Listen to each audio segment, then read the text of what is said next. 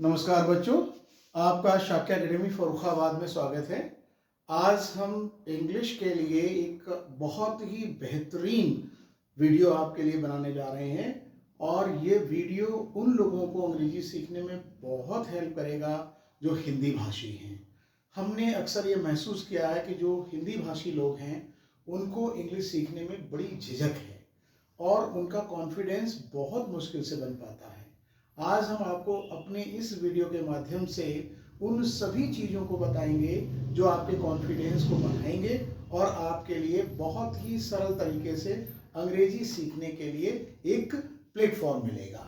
आज हम इसकी शुरुआत कर रहे हैं नए तरीके से। यूँ तो हमने इंग्लिश के लिए पहले भी कुछ वीडियोस बनाए हैं, आप हमारे चैनल पर सर्च कर सकते हैं, शाक्य एकेडमी फर्रुखाबाद चैनल पर, यूट्यूब चैनल है हमारा। लेकिन आज से जो हम नए तरीके से अपने वीडियोज आपके लिए प्रस्तुत करने जा रहे हैं उनमें आपको बहुत अच्छी तरह से अंग्रेजी भाषा सीखने के लिए तरीके मिलेंगे और उन तरीकों से आप अंग्रेजी भाषा आराम से सीख सकते हैं, कोई झिझक नहीं है।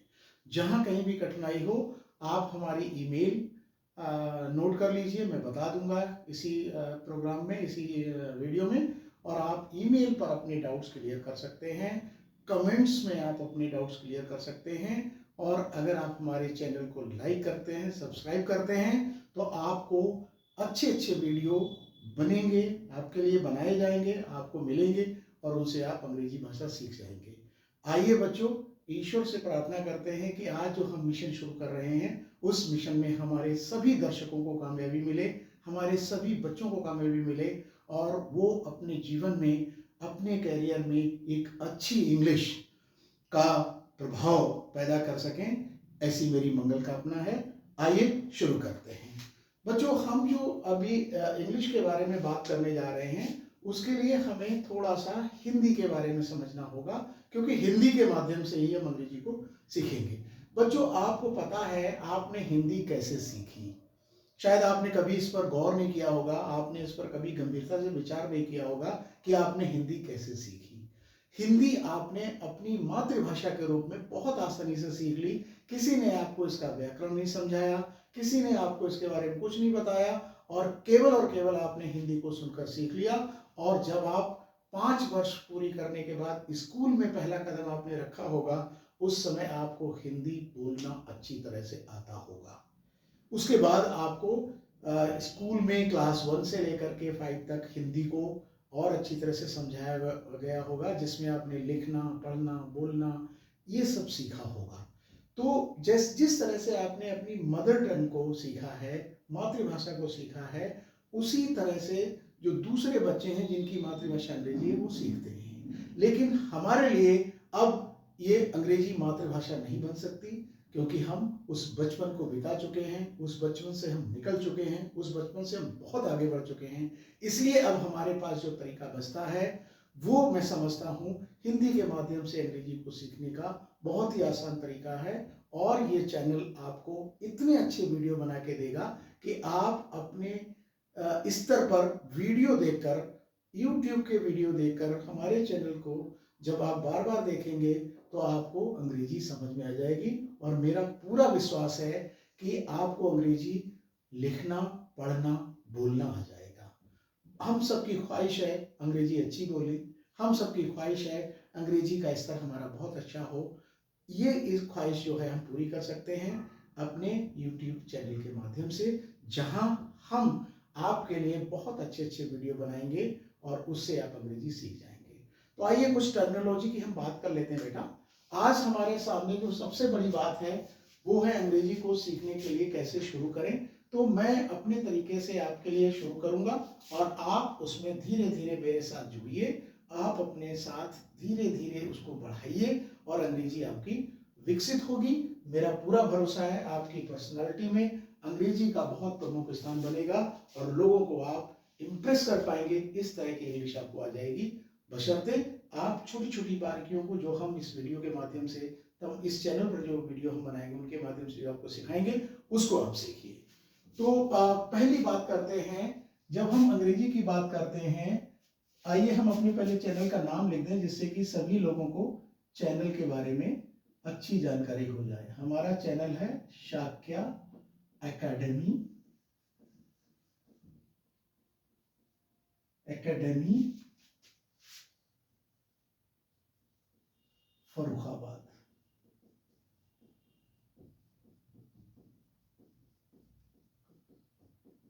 आप हमारा व्हाट्सएप नंबर नोट कर सकते हैं।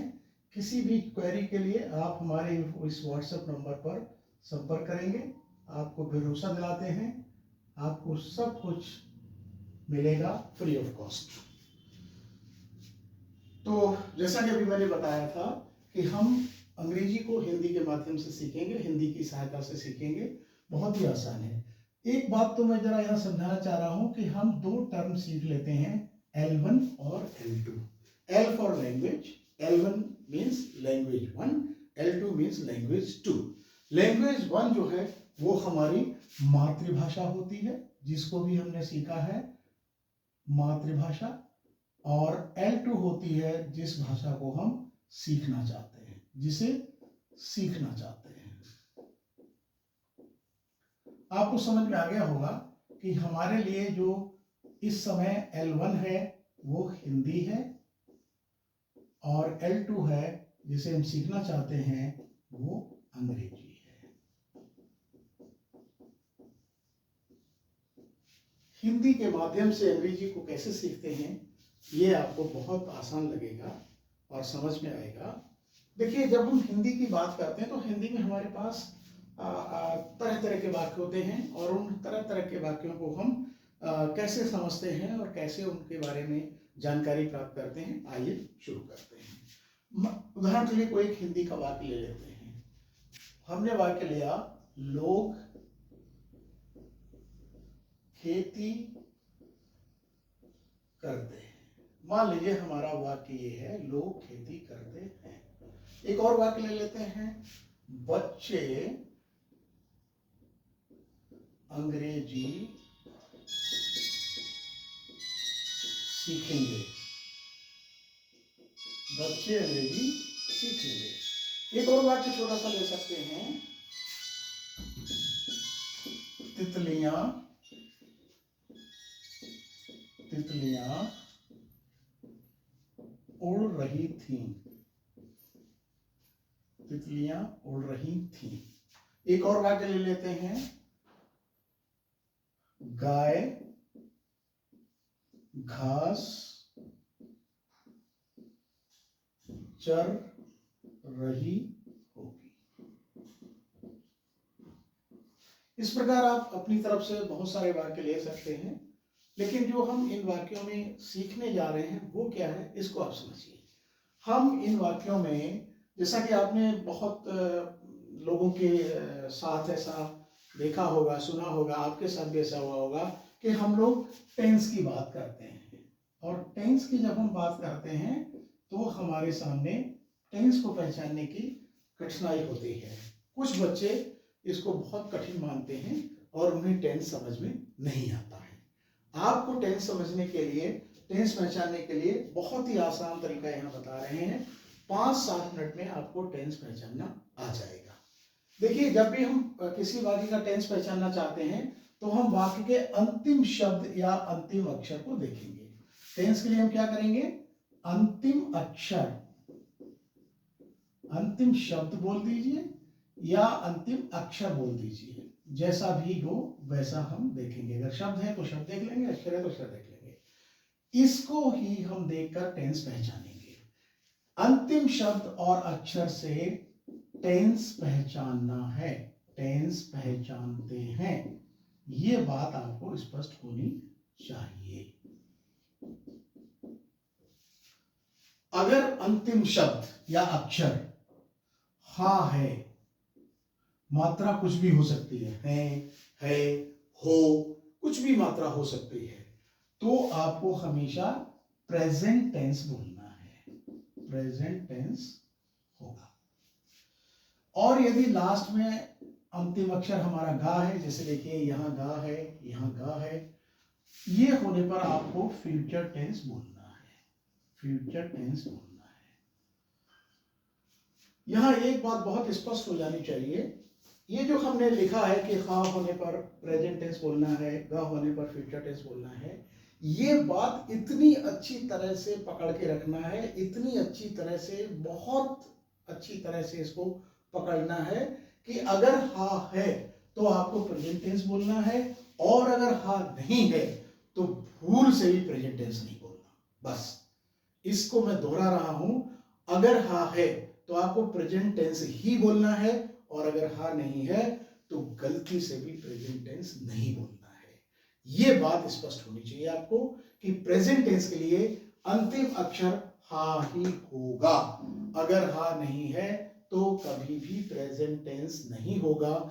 इस वाक्य को हम हमेशा प्रेजेंट टेंस ही कहेंगे क्योंकि इसमें लास्ट में हाँ है, और इसको हम कभी भी प्रेजेंट नहीं कहेंगे, इसको कभी प्रेजेंट नहीं कहेंगे, इसको कभी प्रेजेंट नहीं कहेंगे। या कोई भी एक वाक्य ले लें, मान लीजिए हम लिखें राम ने पुस्तक खरीदी। राम ने पुस्तक खरीदी, इसमें हा नहीं है तो ये प्रेजेंट टेंस का नहीं है। लेकिन अगर हम इसमें हा लगा दें, राम ने पुस्तक खरीदी है, तो ये निश्चित रूप से प्रेजेंट टेंस का है। इस पॉइंट को आप हमेशा के लिए दिमाग में बैठा लीजिए कि अगर हा है तो प्रेजेंट टेंस ही बोलना है, और अगर हा नहीं है तो प्रेजेंट टेंस नहीं बोलना है। इसी तरह से गा के लिए भी ये बात दिमाग में बैठा लीजिए कि अगर गा है तो फ्यूचर टेंस ही बोलना है, अगर गा है तो फ्यूचर टेंस ही बोलना है, अगर गा नहीं है तो फ्यूचर टेंस नहीं बोलना है, अगर गा नहीं है तो फ्यूचर टेंस नहीं बोलना है। ये बात बहुत स्पष्ट होनी चाहिए। अब देखिए बच्चों, क्या ध्यान रखना है, आपको ये ध्यान रखना है कि ये जो हा और गा हमारी मदद कर रहे हैं प्रेजेंट और फ्यूचर को पहचानने के लिए, इनके ना होने पर, हा के ना होने पर प्रेजेंट टेंस नहीं बोलेंगे, गा के ना होने पर फ्यूचर टेंस नहीं बोलेंगे, तो क्या बोलेंगे, तो बोलेंगे पास्ट टेंस। मान लीजिए हा नहीं है, गा नहीं है, तब आपको बोलना पड़ेगा पास्ट टेंस। ये थोड़ा सा बच्चे कंफ्यूज करते हैं, सर था होना चाहिए, था होगा तभी पास्ट होगा, ऐसा नहीं है। इनकी अनुपस्थिति ही पास्ट टेंस कहलाती है। अब देखिए, इसमें मैंने एक जो अभी वाक्य लिखा था आपके लिए, ये लिखा था मैंने एक वाक्य। अब इसमें क्या है, देखिए, हा नहीं है तो प्रेजेंट टेंस नहीं है, गा नहीं है तो फ्यूचर टेंस नहीं है, तो फिर ये कौन सा टेंस होगा, ये टेंस होगा पास्ट टेंस। ये पास्ट टेंस के लिए पहचान रखिए। प्रेजेंट टेंस और फ्यूचर टेंस के ना होने पर पास्ट होगा, ये आसान बात है। हा है तो प्रेजेंट ही होगा, कुछ सोचना नहीं। अंत में गा है तो फ्यूचर ही होगा, कुछ सोचना नहीं। लेकिन अगर हा और गा दोनों में से कोई नहीं है तो आपको पास्ट टेंस बोलना है, जैसे इस उदाहरण में है। था हो जाए ठीक है, अच्छी बात है। हा नहीं है, गा नहीं है, इसलिए जो भी ये था है ठीक है, अच्छी बात है, तो ये भी पास्ट का होगा क्योंकि हा नहीं है और गा नहीं है। ये किस टेंस का होगा, ये आपको पता है, हा होगा तो प्रेजेंट टेंस ही होगा। आपने इसको प्रेजेंट टेंस बोला, आप इसको फ्यूचर टेंस बोलेंगे। क्यों फ्यूचर टेंस बोलेंगे, क्योंकि इसमें लास्ट में आपको गा मिल रहा है। इसको आप प्रेजेंट नहीं बोल सकते, फ्यूचर नहीं बोल सकते। प्रेजेंट क्यों नहीं बोल सकते, क्योंकि हा नहीं है। फ्यूचर क्यों नहीं बोल सकते, क्योंकि गा नहीं है। तब आपको एक टेंस तो बोलना ही पड़ेगा। हा नहीं है तो प्रेजेंट मत बोलिए, गा नहीं है तो फ्यूचर मत बोलिए, लेकिन तब आपको पास्ट बोलना पड़ेगा। यहां तो सिंपल है, गा दिखाई दे रहा है तो कौन सा टेंस है बेटा, ये आपका फ्यूचर टेंस है। ठीक है, तो इस तरह से आपको टेंस पता चल जाएगा। वाक्य कुछ भी हो, कितना भी बड़ा हो, कुछ भी हो, कुछ भी लिखा हो, आपको देखिए मैं एक बड़ा वाक्य लिखकर दिखा रहा हूं, आप उसका टेंस बहुत आसानी से पहचान लेंगे। इस वर्ष हमारे गांव में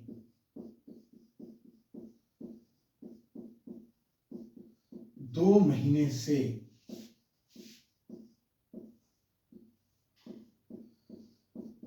बिल्कुल वर्षा नहीं हुई है, नहीं हुई है।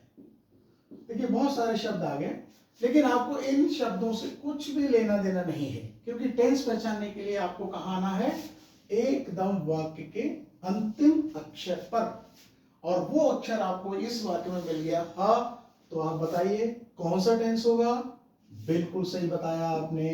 कौन सा टेंस होगा बेटा?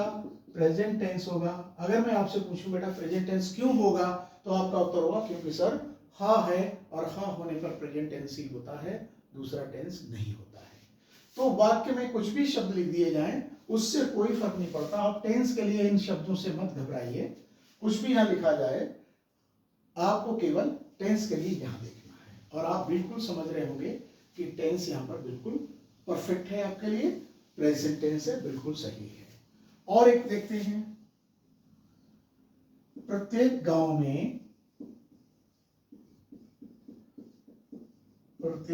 में सभी घरों में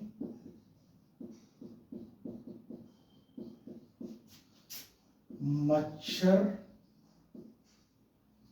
काफी संख्या में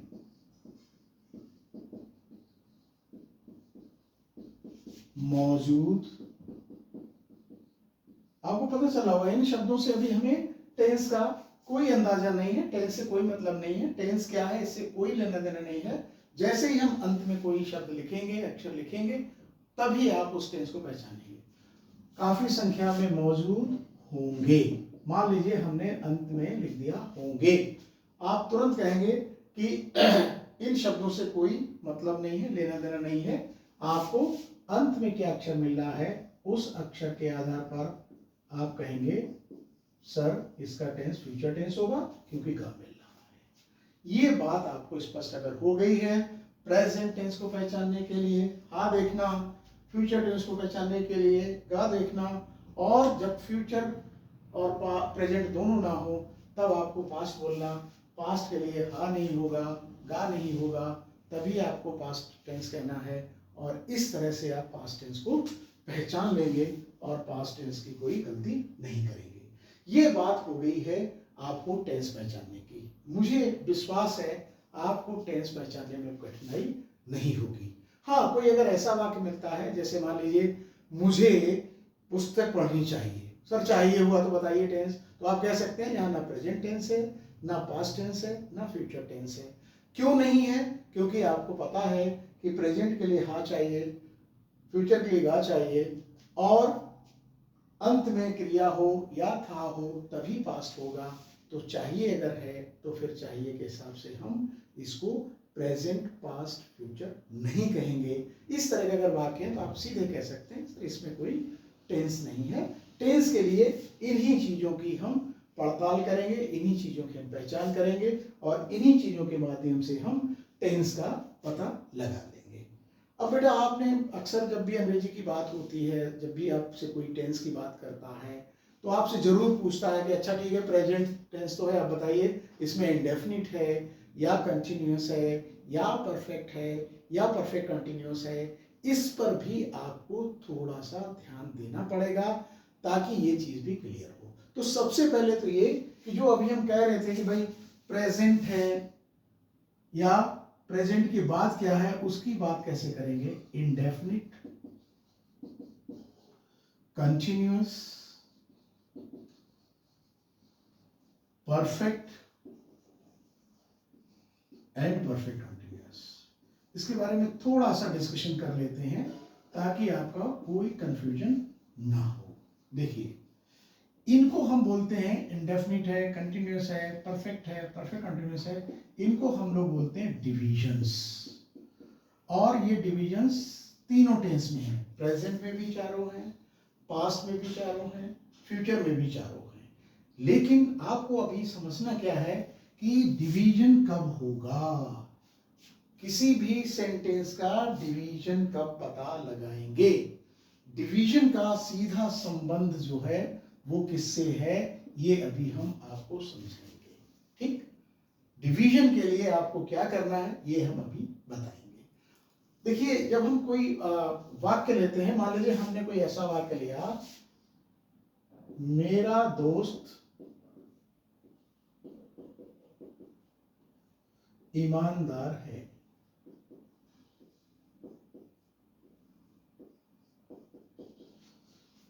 अगर आपसे कहें बेटा इसका टेंस बताइए, तो आप टेंस के लिए हाँ देखकर कह देंगे सर ये प्रेजेंट टेंस का है। अब हम अगर आपसे ये कहें बेटा ठीक है प्रेजेंट टेंस का तो है, ये बताइए कि प्रेजेंट इंडेफिनिट है या प्रेजेंट कंटिन्यूअस है या प्रेजेंट परफेक्ट है या प्रेजेंट परफेक्ट कंटिन्यूअस है, तब आपको थोड़ी सी दिक्कत होगी। ये जब आपको समझ में आ जाएगा तब आप इसके बारे में बात कर सकते हैं। तो ये डिवीजन पहचानने के लिए आपको क्या देखना है, आपको देखना है वाक्य में क्रिया। आपको देखना है वाक्य में क्रिया। क्रिया का मतलब होता है कोई काम, या इंग्लिश में जिसको हम बोलते हैं वर्ब। मेरा दोस्त ईमानदार है, इसमें कोई क्रिया नहीं है। या और एक वाक्य ले लें, मेरा भाई दिल्ली में खुश होगा। मेरा भाई दिल्ली में खुश होगा, इसमें भी कोई क्रिया नहीं है। लेकिन टेंस तो आप पहचान सकते हैं भाई, होगा के हिसाब से, गा के हिसाब से। कौन सा टेंस है बेटा? आप कहेंगे सर ये फ्यूचर टेंस है, तो टेंस तो आपने पहचान लिया। लेकिन जब हम डिवीजन की बात करेंगे, ठीक है बेटा फ्यूचर टेंस तो है, लेकिन ये बताइए कि फ्यूचर इंडेफिनिट है या फ्यूचर कंटिन्यूअस है या फ्यूचर परफेक्ट है या फ्यूचर परफेक्ट कंटिन्यूअस है, तो आप नहीं बता पाएंगे क्योंकि आप इसमें कोई क्रिया नहीं देखते हैं। तो सीधा मतलब ये हुआ कि अगर वाक्य में क्रिया है, वाक्य में क्रिया है, वाक्य में क्रिया है, वाक्य में क्रिया होने पर ही डिवीजन होता है। वाक्य में क्रिया होने पर ही डिवीजन होता है। अगर क्रिया नहीं है तो आपको कोई डिवीजन नहीं मिलेगा, ना इंडेफिनिट डिवीजन मिलेगा, ना कंटिन्यूअस डिवीजन मिलेगा, ना परफेक्ट डिवीजन मिलेगा, ना परफेक्ट कंटिन्यूअस डिवीजन मिलेगा। इस चीज का आप ध्यान रखिए, इस चीज को आप बिल्कुल समझ लीजिए कि कोई भी डिवीजन आपको नहीं मिलेगा। तो ये संभव है आपके लिए कि डिवीजन जो है वो क्रिया के आधार पर होता है, यानी कि डिवीजन को पहचानने के लिए हमें वाक्य में क्रिया को पहचानना होगा, क्रिया को देखना होगा। अगर वाक्य में क्रिया नहीं है तो ये डिवीजन नहीं है, बहुत स्पष्ट है। अगर वाक्य में क्रिया नहीं है तो कोई भी डिवीजन नहीं है। बहुत सिंपल बात है और बहुत स्पष्ट बात है। तो अब आपको समझना है कि अगर क्रिया है तो डिवीजन कैसे पहचानेंगे। देखिए बहुत सिंपल है। क्रिया अगर आपको मिल गई वाक्य में, और क्रिया में अगर ता लगा हुआ है क्रिया में, तो आप बताइए इंडेफिनिट होगा। जैसे राम पढ़ता है, यहां पर टेंस आपका कौन सा है बेटा? प्रेजेंट टेंस है। अब अगर आपको ये बताना है कि प्रेजेंट में प्रेजेंट इंडेफिनिट है या प्रेजेंट कंटिन्यूअस है या प्रेजेंट परफेक्ट है या प्रेजेंट परफेक्ट कंटिन्यूअस है, तब आपको क्रिया देखना पड़ेगा। और यहाँ पर क्रिया क्या है? पढ़ना। पढ़ना में क्या लग गया? था। तो डिवीजन कौन सा हो गया? इंडेफिनिट। ये बात आप ध्यान रखिए। ठीक, मान लो मैं यहां कर दूं पढ़ता था, राम पढ़ता था, तो आप कहेंगे सर ये तो पास्ट इंडेफिनिट है, क्योंकि इस था की वजह से हो गया पास्ट टेंस, और ता लग गया तो पास्ट इंडेफिनिट हो गया। कितना आसान है डिवीजन को पहचानना। ठीक है, अगर फ्यूचर है, राम पढ़ता होगा, कोई बात नहीं, आप इसको फ्यूचर इंडेफिनिट कहेंगे, राम पढ़ता होगा।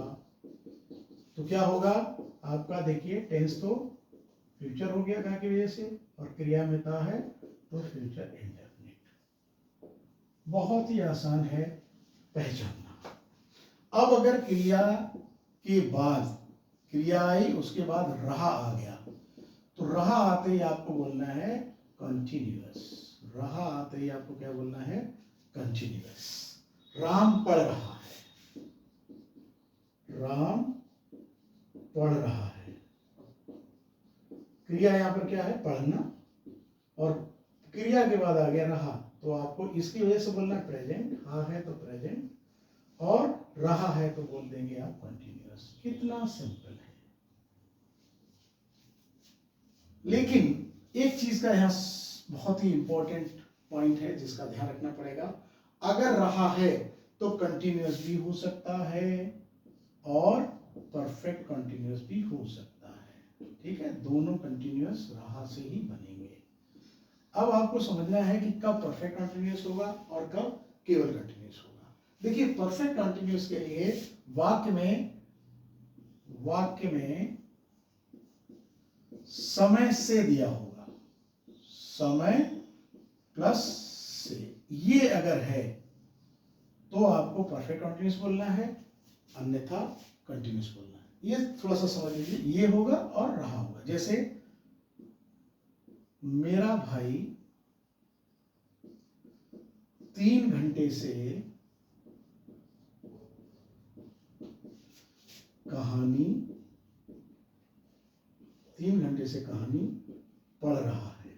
मेरा भाई 3 घंटे से कहानी पढ़ रहा है। अब देखिए इसमें क्या चीज आई, रहा आया, तो रहा आते ही आपको 2 संभावनाएं मिलेंगी। कौन कौन सी संभावनाएं मिलेंगी?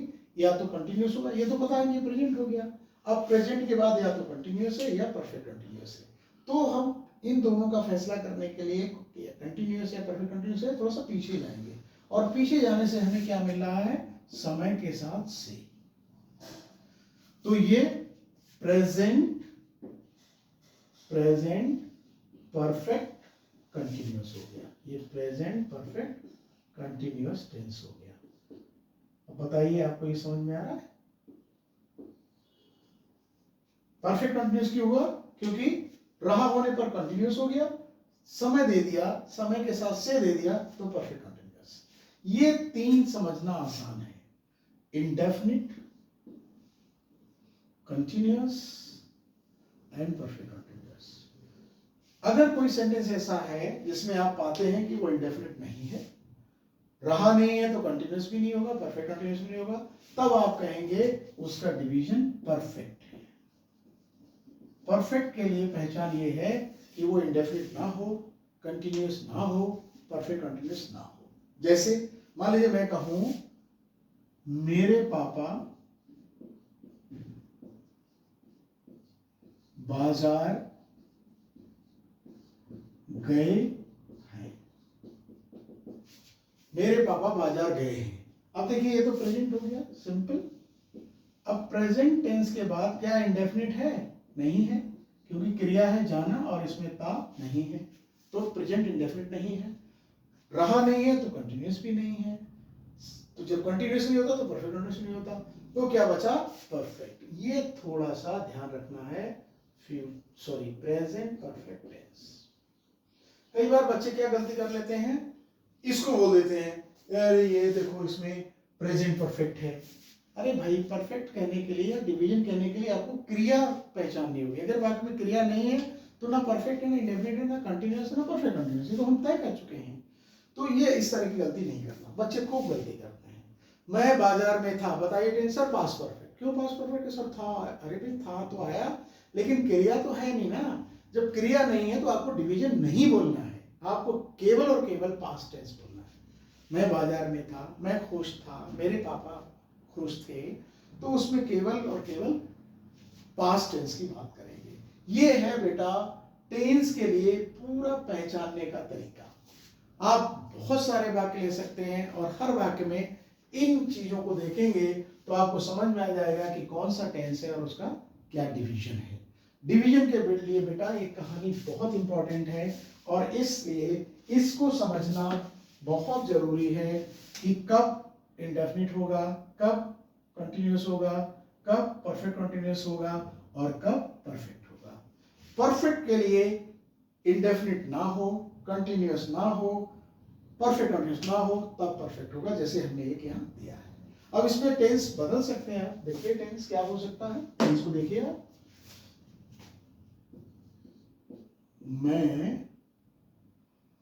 मैं सो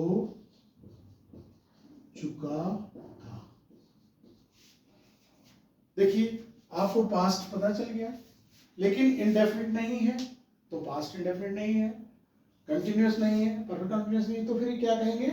और डिवीजन होगा क्योंकि क्रिया यहाँ क्या है? सोना। सोना है, क्रिया है, तो डिवीजन होगा। इसलिए इसको हम बोलेंगे ये पास्ट परफेक्ट का है, ये पास्ट परफेक्ट का है।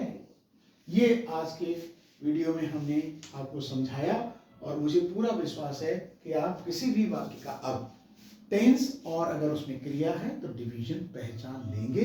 क्रिया अगर नहीं है तो आप कहेंगे सर इसमें कोई डिवीजन नहीं है, ये सेंटेंस बिना डिवीजन का है, इसमें केवल और केवल टेंस है। इसको आप नोट कर लीजिए। वीडियो अगर आप एक दो बार देख लेंगे तो कभी भी आपको ये कंफ्यूजन नहीं होगा। टेंसेस को पहचानने की पूरी जानकारी यहाँ पर आपको मिल गई है। मुझे विश्वास है आप इसका रिवीजन करेंगे और अनेकों अनेक आपको वाक्य जो आपको समझ में आएंगे उनका टेंस आप पहचान लेंगे।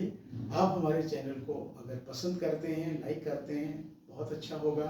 इसको सब्सक्राइब करिए और कमेंट में लिखिए कि आपको आज का वीडियो कैसा लगा, और यदि आपको अच्छा लगा तो अपने फ्रेंड्स को भी शेयर करिए ताकि उनको भी अंग्रेजी पहचानने में, अंग्रेजी सीखने में कठिनाई ना हो।